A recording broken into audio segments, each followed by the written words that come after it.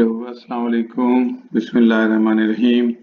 I am Dr. Jamil Abbas from the Physiology Department, and in continuation of the endocrinology, today's topic for the discussion is the adrenal gland. As you see this, that the adrenal gland is present at the top. Here you can follow my cursor. You will see it at the top of your kidney. Here is your kidney, and at the top you will find a cap-like structure that is known as the adrenal gland, which is present both at the top of both your kidney glands or kidneys. That means we have got two adrenal glands. If you take a cut section of this adrenal gland, you will find it that there is a capsule, the outermost layer, which is known as the capsule. Then there is a cortex, and within it there is a medulla. So the cortex is further divided into different three layers. Outermost layer is known as the zona glomerulosa. Second layer is known as the zona fasciculata, and the innermost layer is known as the zona reticularis. You can see all the layers in this diagram. The outermost is the capsule, then we have got a cortex, and cortex has got three different layers: zona glomerulosa, zona fasciculata, and zona reticularis. Then we have got the medulla, and this medulla, which is the innermost structure, and these different layers of the cortex and the medulla, they secrete different types of the hormones. Here in lower portion you can see the different types of the hormones coming out from different layers. So this is your capsule. If you can follow this one, this is your capsule. Above that you have got the capsular artery, then you have got the capsule. Then this is a zona glomerulosa. This is a zona glomerulosa cells, and the arrow is moving a separate portion of, or you can say one cell of the zona glomerulosa, and it is going to secrete the hormones which are known as the mineralocorticoids. The name of that hormone is known as aldosterone, because this hormone aldosterone is concerned with the minerals, mainly the sodium and the potassium. So that's why this is known as the mineralocorticoids. We will see later on the details of these mineralocorticoids. Then we have got the zona fasciculata. From the zona fasciculata, we are you can see an hormone which is known as the glucocorticoids. Glucocorticoids, as the name indicates, glucose coming from the cortex. Glucocorticoids, this hormone, or other name for this, the cortisol, is the, you can say, the most commonly used hormone in our society or by the doctor is the cortisol. It is a very important hormone, cortisol, and it's coming out from the zona fasciculata, and collectively we call it as the glucocorticoids. Then zona reticularis, it is going to secrete the androgens. These are actually the male hormones and the female hormones, which are known as the androgens. Collectively, we call it as a DHEA and androstenedione. We will see later on in detail all these things. Then we'll move to the innermost structure, which is known as the medulla. This medulla is going to secrete your epinephrine, the sympathetic terminal, this preganglionic sympathetic terminal. You can see this one, and this your medulla is secreting the epinephrine, which is doing the these effects are like the sympathetic stimulation of the sympathetic nervous system. So here you can see the physiological anatomy of the adrenal glands. We have got the three layers. Then each layer is secreting different types of hormones. Outermost zona glomerulosa is, from here the aldosterone or mineralocorticoids, they are coming out. Aldosterone is going to show its effect upon the sodium and the potassium. Glucocorticoids is showing all its effects in the glucose, but not only the glucose, but fats, amino acids, all these are also included in this one. Then androgens, they are concerned with the male hormones, testosterone, female hormone, estrogen, progesterone. We will see later on in detail all these things. And the innermost structure, which is known as the medulla, and it is secreting the epinephrine. The effects are just like you are stimulating your sympathetic nervous system. Now, in the next slide, here you can see the chemical formation of the different types of the these hormones which are coming from the adrenal gland. Now, keep in mind that the cholesterol is the, you can say, the father of all these things. Cholesterol is the precursor of all these hormones.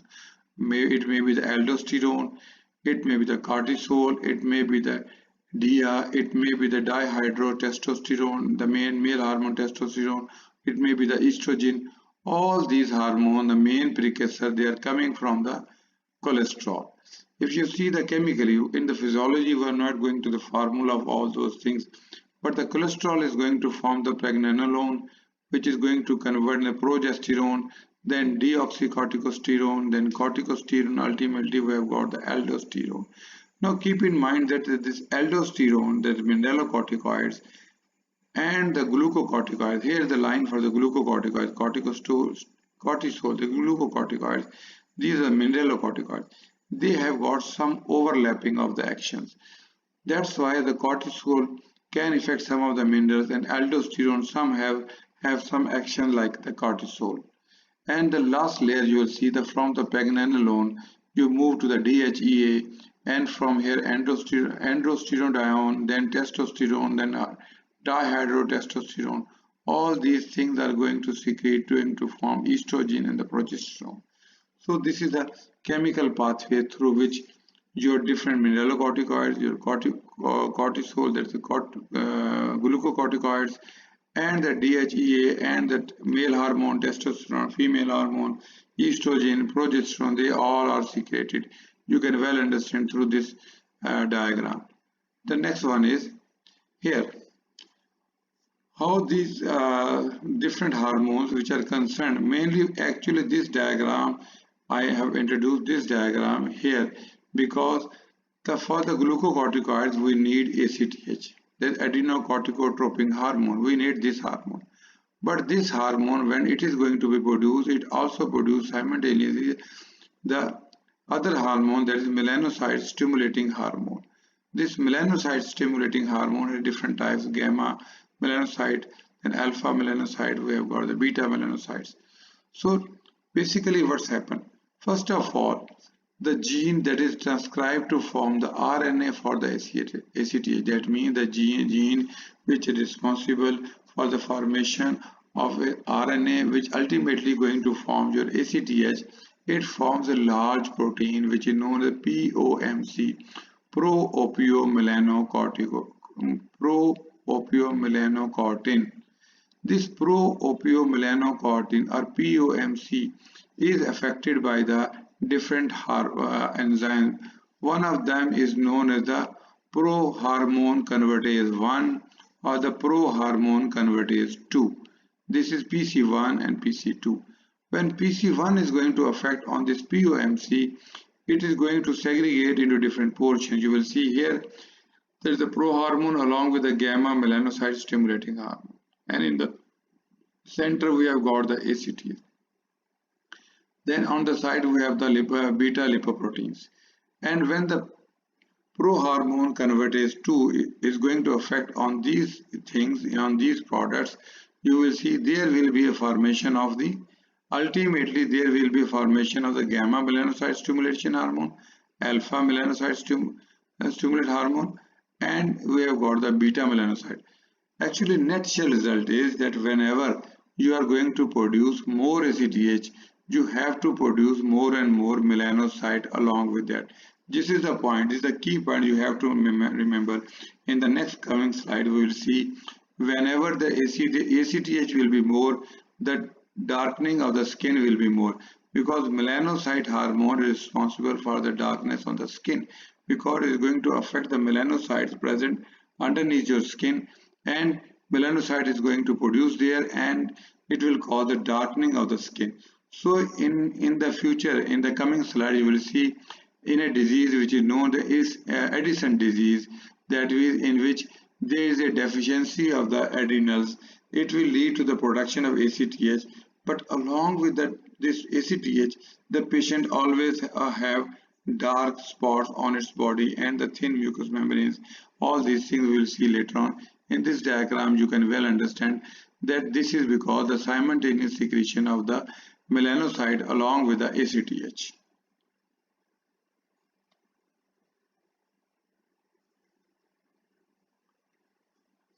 Then different types of the endogenous corticosteroids. The adrenal cortex produces approximately 30 steroid hormones, which are divided into different portions. One of them is known as the glucocorticoids. In the heading of this glucocorticoids, you will see there is a cortisol, corticosterone, and cortisone. These are the more resembling of this name. As a whole, we call it as a steroids. When we use the word technical word that steroid, that means the glucocorticoids, because this is a commonly used in the, or you can say very common in our day life, in daily life of a doctor.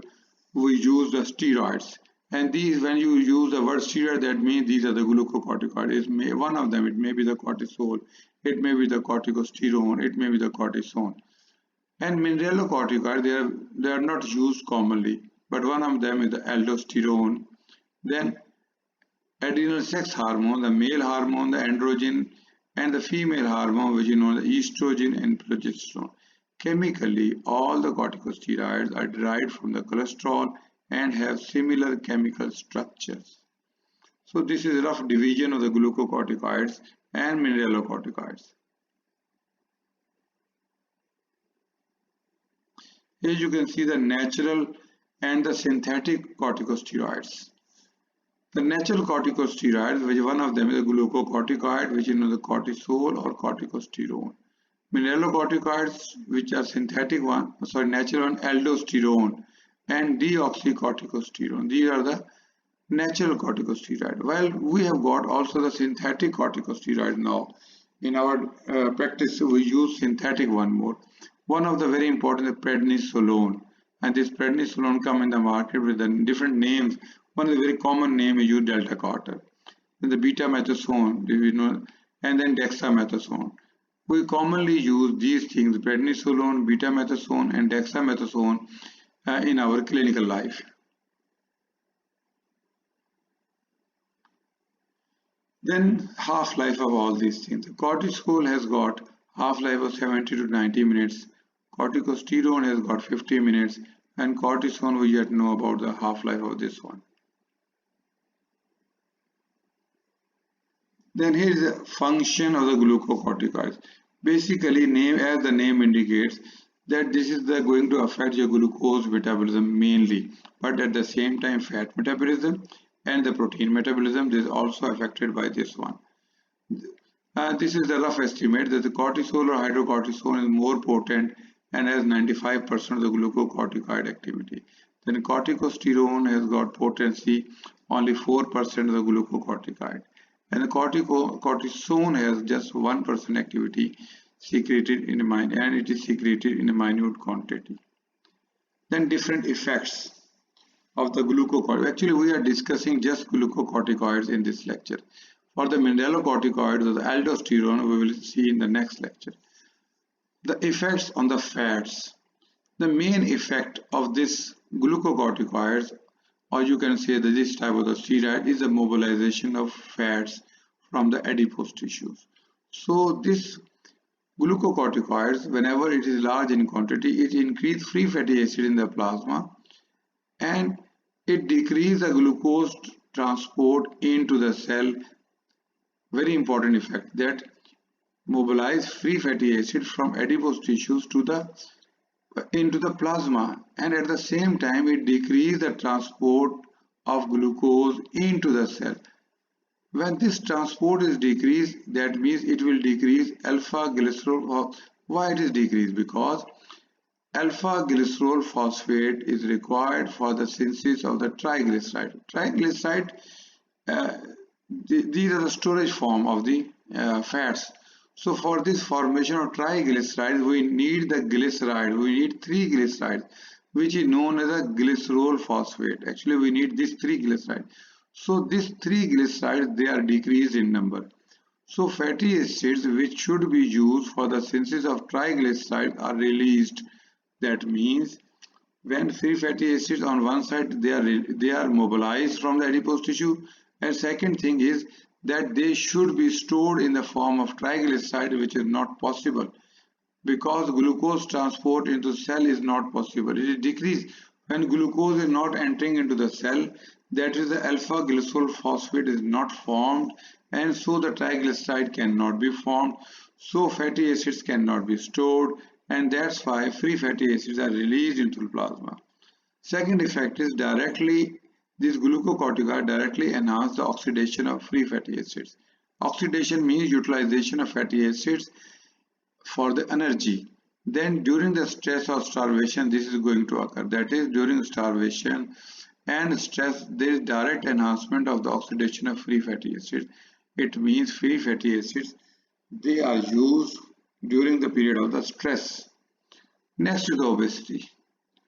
Obesity is very common in the patients having the large amount of cortisol.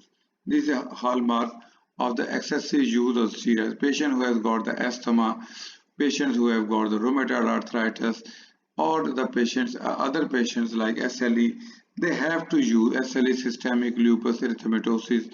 These are the main examples in which the patient has to use steroids again and again, and they become obese. They become a typical type of the face, moon-like face. Why?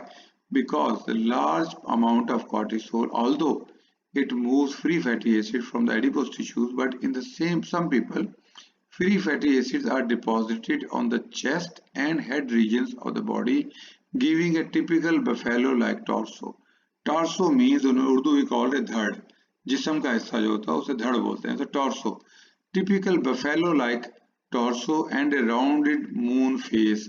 This is the typical shape in those patients who are receiving excessive glucocorticoids by their doctors, or you can say they have to use these due to or to subside the inflammatory process in their body, like asthmatic patient, like the patient of the rheumatoid arthritis. All these patients have to use mainly the glucocorticoids, and they develop moon-like face, they develop buffalo hump. It is said that this may be due to the excessive stimulation for the food intake. This is another theory, that why the patient become obese under the effect of glucocorticoids. They said that the steroid, they also stimulate your food intake, and in some areas of body fat generation is more. So that means on the face, on the neck, on the head region, fat generation is more as compared to its mobilization and oxidation.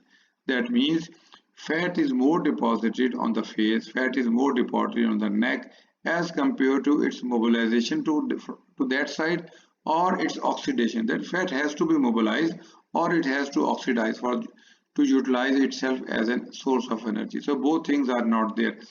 So this is another theory why the obesity is common in patients of the receiving more steroids. Then effects on the proteins. They causes the reduction in the cellular proteins. These glucocorticoids, they both decrease the production of the proteins and increase the catabolism of the protein. That means on one side they decrease their production, on other side they causes the breakdown of the protein. That is, both these actions, they are going to uh, decrease your protein content. This word I can't understand this word. In extrahepatic tissues, mainly in the muscles, actually this mechanism, that means deposition of fat, breakdown of proteins and the decreased production, this mainly occurs in the extrahepatic tissues, and mainly the muscles, they are affected. So that's why the muscles become weak in the presence of large quantities of the steroid. Muscle, your book guidance says the patient cannot rise itself from the squatting position. That means patient cannot rise from the flush or the cupboard. Once it is there, he cannot stand up. So muscles, they become very weak. Why they become weak? Because there is a decreased production of protein in the muscles, and also at the same time there is a catabolism of the proteins.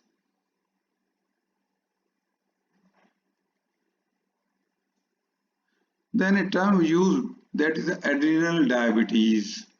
That means the patient suffering from the uh, excessive cortisol, they develop diabetes. Actually, cortisol, we will see later on what cortisol is doing with you.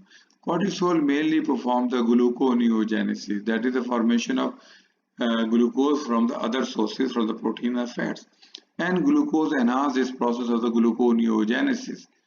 And at the same time, it decreases the utilization of glucose. That means on one side there is formation of glucose, on the other side its utilization is decreased. And at the same time, it increases the insulin. When the insulin production is more, and in this insulin production, or you can say its sensitivity is decreased actually. When its production is more, the reason behind that is there is increased free fatty acid. That means insulin resistance is created because of excessive free fatty acid. This is a theory that why there is insulin resistance. Although insulin is there, glucose, whenever there is a glucose, it will cause an insulin secretion. But insulin secretion is more, but it cannot show its effects on the cells. It has to face the resistance over there, and this resistance is because of the increased free fatty acids. So ultimately, the glucose level is going to enhance in your plasma. It will lead to the diabetes, and this is known as the adrenal diabetes. Then another thing, the cortisol increase gluconeogenesis up to 10 times, tenfold increase in the enzymes which are convert amino acid into the glucose. Actually, what is going to happen in the body under the effect of cortisol, that to cause gluconeogenesis, they increase the enzymes which are going to convert amino acids into the glucose, and this activity is increased by the 10 times. Cortisol increases the mobilization of amino acids mainly from the muscles to the liver. So the amino acids, that means proteins, instead of staying in the muscles for their activity, they move toward the liver. Cortisol decreases the oxidation of NADH to NAD. This NAD is highly, you can say it is required for the diminished utilization of glucose by the cell. This NAD is highly necessary for the diminished utilization of glucose by the cell. This is the biochemistry. Actually, you will learn it easily when you study your biochemistry. So the cortisol basically increases the gluconeogenesis up to the tenfold. It increases the enzymes which convert amino acid into the glucose. Then cortisol increases the mobilization of amino acids from where? From muscles. To where? To the liver. Cortisol decreases the oxidation of NADH to NAD. This NAD is highly necessary for the diminished utilization, or you can say diminished is difficult for the reduction in the utilization of glucose by the cell.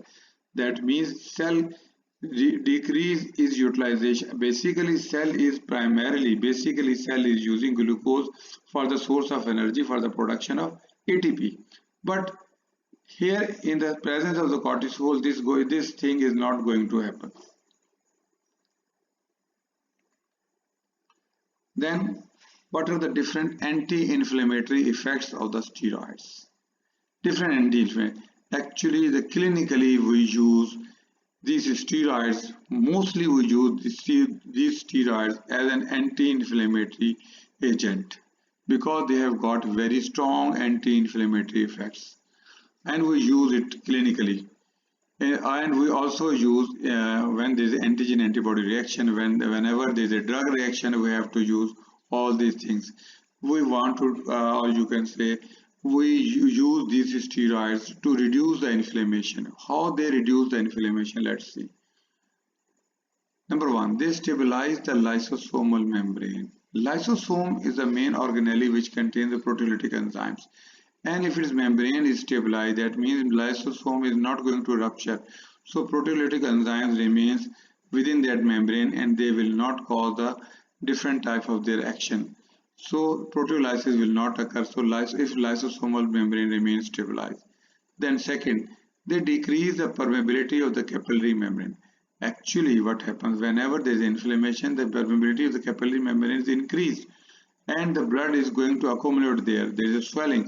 So these steroids, they decrease the permeability of the capillary membrane. Why? Because by decreasing the formation of the prostaglandin and the leukotrienes, they decrease the prostaglandin and the leukotrienes. Third one, they decrease the migration of WBC to the inflamed area and phagocytosis of the damaged cells. That means WBC immediately rush toward the site of inflammation. But whenever the steroids are there, they will reduce their migration, they will decrease their migration towards the inflamed area and phagocytosis of the damaged cell.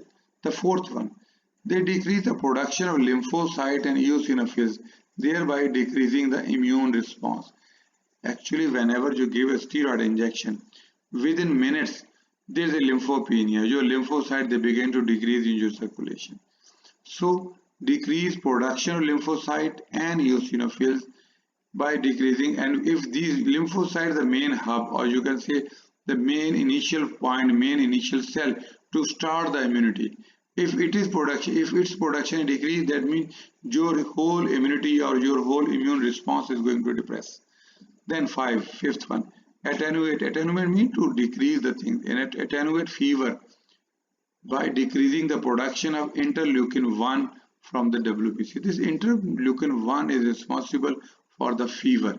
So its production is also decreased. That means if you give the steroid, you can decrease the fever or the temperature of the patient.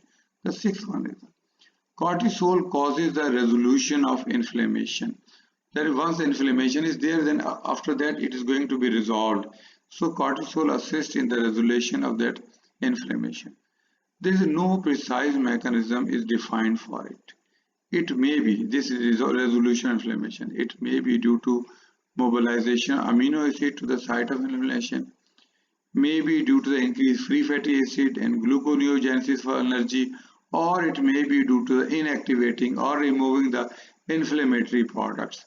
So how the resolution of the inflammation is going to occur, we are not sure about it. There is no precise mechanism, but the following green lines, these are possible things may occur. Then seventh one is the large doses of steroid can cause atrophy of the lymphoid tissues. Therefore, both T and B cells, there are the two types of lymphocytes, T lymphocytes, B lymphocytes, are reduced in number, and the patient is exposed to minor infection. Then there is increase the number of the RBCs. So these are the different anti-inflammatory effects of the steroids. And here you can see this diagram is very important to understand. In the common life, you use the anti-inflammatory drugs or painkillers, and pain is going to start as the asthmatic patient. We have got the different paragraph over here. In the initial stage, you will see there is a phospholipase A2 which is present in the cell membrane. This phospholipase A2 is converted into arachidonic acid, and this arachidonic acid is then converted into the cyclooxygenase 1 and cyclooxygenase COX-1, COX-2 enzyme. These are known as NSAIDs. That is, all the painkillers like Diclofenac, like Brixen, all these tablets, they are known as NSAIDs, non-steroidal anti-inflammatory drugs. They are formed. On the other side, we got the lipooxygenase enzyme, which is going to form the leukotrienes. They are concerned with asthmatic patients. So your steroid block the conversion of phospholipase A2 into the arachidonic acid, and then ultimately the COX-1, COX-2, they are also inhibited, and ultimately prostaglandin formations are inhibited.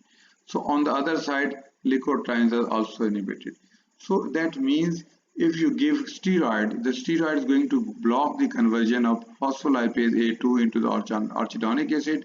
It also blocks the conversion of arachidonic acid into the COX-1 and COX-2. Here is another diagram which you can well understand that whenever there is a lymphocyte activated, it is blocked. It is going to stimulate the macrophages. Again, there is a blockage by the steroid. Once the macrophage is activated, it can activate, a macrophage can activate the other macrophages. It again is going to block. This activated macrophage can stimulate the collagenase, elastase, plasminogen activator. All these things are blocked by the corticosteroids. Then use of the steroids in the allergic reaction. Basic antigen antibody reaction is not affected by the steroids, but the inflammatory response, inflammatory products are suppressed by the steroid. Actually, steroids are known the life-saving drugs. In case of whenever there is a drug allergy, suppose you give an injection to your patient, and immediately patient goes, or within a minute patient go into the shop, you have to use the short-acting steroids, and the steroid can save the life. The steroids can prevent the anaphylactic shock. Anaphylactic shock, that is concerned with the antigen antibody reaction. which is lethal otherwise. If you can't use this one in time, it may prove lethal for you. So these are the different effects of this types of the different effects of glucocorticoids. That means effect we have seen the effect on your glucose, that is gluconeogenesis, the fats, mobilization of free fatty acids, proteins, mobilization of proteins from muscles to the liver. These are different effects we have seen. Then we have seen the anti-inflammatory effects. Then this secretion or the synthesis of the glucocorticoids has got diurnal pattern. That means highest level of this seen around 8 am and lowest level is seen approximately between the midnight and 4 am. Here the lowest secretion is seen. Then cortisol secretion is regulated by the release of ACTH by the hypothalamus. ACTH stimulates the synthesis of cortisol by the adrenal gland. Then cortisol release increase during the times of stress. Cortisol is also known as the stress hormone. The metabolic effect during stress, such as increase in blood level, blood glucose level, free amino acids, then suppression of inflammatory response. We have seen all these things in the previous slides. Then we move to the mechanism of action of the glucocorticoids. This slide is very important to understand. Here is the plasma membrane, the membrane of the cell. Here is a glucocorticoid. This glucocorticoids, this glucocorticoid receptors are over there. These are the receptors over there. These receptors, glucocorticoids enter, touches with the receptors and move into this one. Glucose moves into the plasma.